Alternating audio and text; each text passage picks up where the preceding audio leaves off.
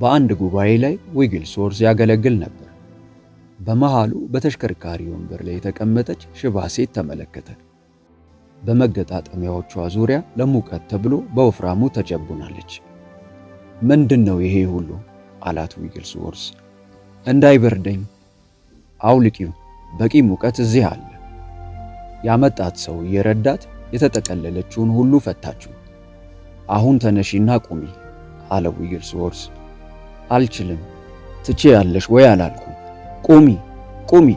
ሰላም የተወደዳችሁ የቻናላችን ቤተሰቦች፣ ዛሬም በአዲስ ቪዲዮ ተገናኝተናል። በዛሬው ቪዲዮአችን የታላቁን የፈውስ ሪቫይቫሊስት ስሚዝ ዊግልስወርዝ እጅግ ለማመን የሚከብዱ የፈውስ አገልግሎት ገጠመኞች ይዘንላችሁ ቀርበናል። እኚህ ፈውሶች እጅግ እምነትን የሚፈትኑና እውን የሆኑ የእግዚአብሔርን ኃይል ታላቅነት በሚገባ የሚያሳዩ ሰማያዊ ታምራት ናቸው። እርሶም ቪዲዮውን በትኩረት እስከ መጨረሻው ቢከታተሉ በፈውስ ጸጋ ለማገልገል የግዴታ ሊያውቋቸው የሚገቡ ሚስጥራትን በግልጽ ይረዳሉ። ይህ አገልግሎት ለብዙዎች ተደራሽ እንዲሆን እንደተለመደው ቪዲዮውን ላይክ አድርገው በመጀመር አብረውን ያገልግሉ። ለዚህ ቻናል አዲስ ከሆኑ ደግሞ ሰብስክራይብ በማድረግና የደውል ምልክቷን ተጭነው ኦል በማለት ቤተሰብ ይሁኑ። አሁን በቀጥታ ወደ ቪዲዮ እናልፋለን።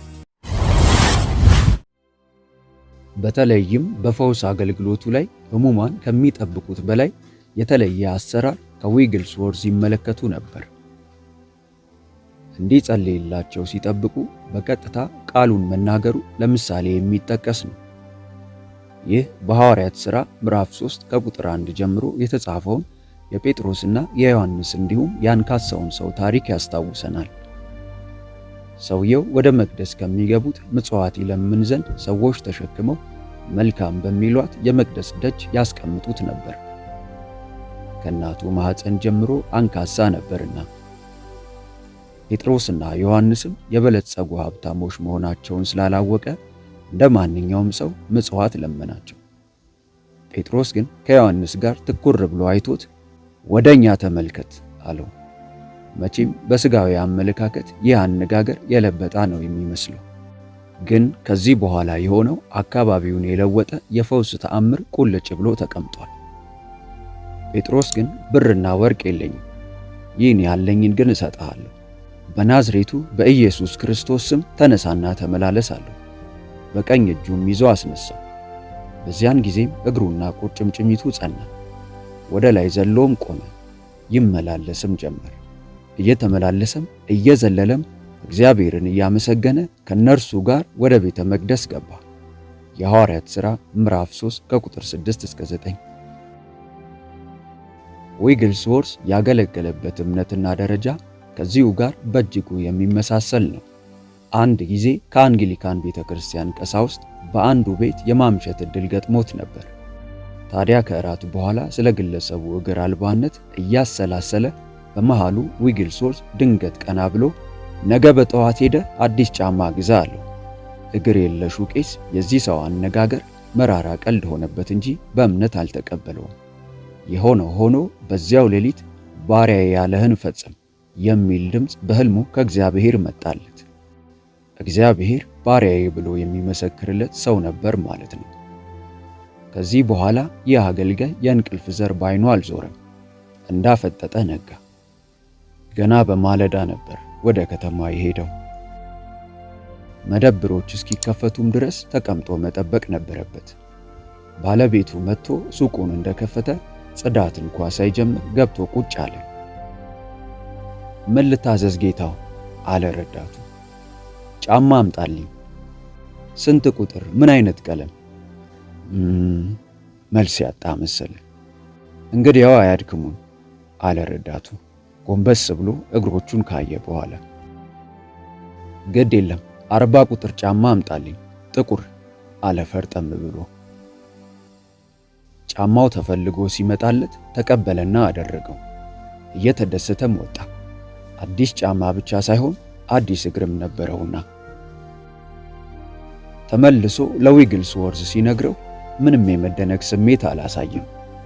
ግን እንዲህ አለ፣ የተሰበረ አጥንት መጠገን ወይም አዲስ እግር ማቀበል ለእግዚአብሔር ሁለቱም ቀላል ነው።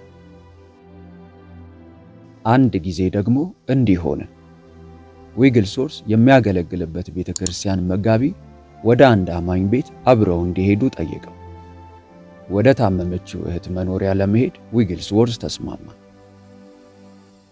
ከቤቷ እንደደረሱ ሴትየዋ በተኛችበት ክፍል ከራስጌዋ በዛ ያሉ ኪኒኖች በተለያዩ ብልቃጦች ተቀምጠው አዩ። የመጣነው ልንጸልይልሽ ነው አለ መጋቢው።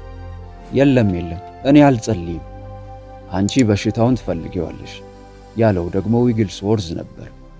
ከዚህ በኋላ ውጪ ወጥቶና መኪና ውስጥ ተቀምጦ መጋቢውን ይጠብቅ ጀመር። ከምክር አገልግሎት በኋላ የተመለሰው መጋቢ በፊቱ ላይ ከፍተኛ ቅሬታ እየተነበበበት ዛሬ ቤተክርስቲያናችንን የሚያሳፍር ሥራ ሰራ፣ ይሄች እኮ ለአገልግሎታችን ከፍተኛ ልገሳ የምታደርግ ናት ሲል ገሰጸው። እቅጩን ተናገርክ አለ ዊግልስወርዝ። መቼም ሁለተኛ እኛ ዘንድ አትደርስም። አትጨነቅ፣ በቅርቡ ታያለህ። በእርግጥም ዊግልስወርዝ እንዳለው ሴቲቱ ሳትውል ሳታድር በምሽት ፕሮግራም ላይ ተገኘች። ኋላም እንዲጸልይላት ወደፊት መምጣቷ አልቀረም።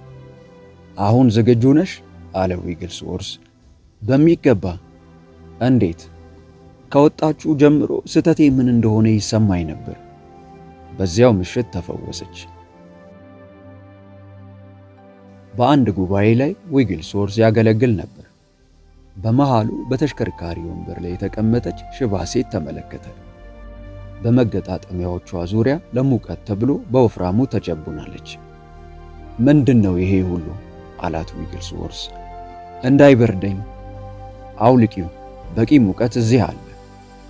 ያመጣት ሰው የረዳት የተጠቀለለችውን ሁሉ ፈታችው። አሁን ተነሺና ቁሚ አለ ዊግልስወርዝ። አልችልም። ትችያለሽ ወይ አላልኩም? ቁሚ። ቆመች። አሁን ደግሞ ተራመጂ።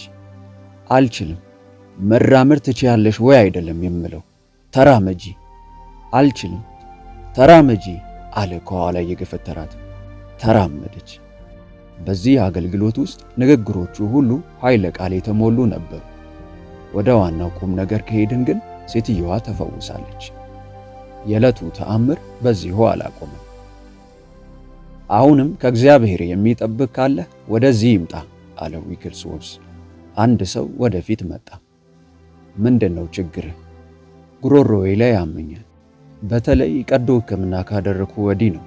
ደረቅ ምግብ ከወሰድኩ 11 ዓመታት አለፉ። ታዲያ እንዴት ኖርክ? በፈሳሽ ምግብ ብቻ። በል ወደ ቤትህ ሂድ። ባለቤትህ ጥሩ ምግብ ታሰናዳለህና ብላ። ነገ ማታ መጥተህ ደግሞ እግዚአብሔር ያደረገልህን መስክር አለ ዊግልስወርዝ ሳይጸልይለት። በእርግጥም በሚቀጥለው ቀን ሰውየው በጉባኤው ፊት አምላኩን ባረከ፣ ተፈውሷልና። ይህ የእግዚአብሔር ባሪያ ሌላው የተማረው እውነት የማካፈል አገልግሎት ነው። ይህ የእጅ መጫን አገልግሎትንም ይጨምራል። አብዛኛው ልምምዱ ግን እንዲሁ እጁን ሳይጭን ነበር። እንደተለመደው ከዛሬው ቪዲዮ ምን እንደተማሩ በኮሜንት መስጫው ቦታ ላይ በማስቀመጥ ተሳትፎውን ያሳዩ። ቪዲዮውን ላይክ እና ለወዳጆች ሼር በማድረግ አብረውን ያገልግሉ። ለቻናላችን አዲስ የሆናችሁ ቻናሉን ሰብስክራይብ በማድረግና የደውል ምልክቷን ተጭነው ኦል በማለት እንደዚህ ያሉ አስተማሪ ፕሮግራሞች፣ ህይወት ለዋጭ ትምህርቶች፣ ዝማሬዎችና የጸሎት ጊዜያት በየዕለቱ እንዲደርሱ ማድረግ ይችላሉ። በቀጣይ ቪዲዮ እስከምንገናኝ ሰላም ሁኑ። ሆሊ ቲዩብ ኢትዮጵያ ዩቲዩብ ቻናል በይበልጥ በመንፈሳዊ ሕይወቶ እጅግ የሚበረቱባቸውና መንፈሳዊ ረሃቦን የሚጨምሩ ትምህርቶች እንዲሁም የጸሎት አገልግሎት በየቀኑ እንዲደርሱ ሰርቫንት መልካሙን ጌታ በማለት የፌስቡክ እንዲሁም የቲክቶክ አካውንታችንን እንዲሁም ሆሊ ቲዩብ ኢትዮጵያ ብለው ሰርች በማድረግ የቴሌግራም ቻናላችንን ይቀላቀሉ። ተባርካችኋል።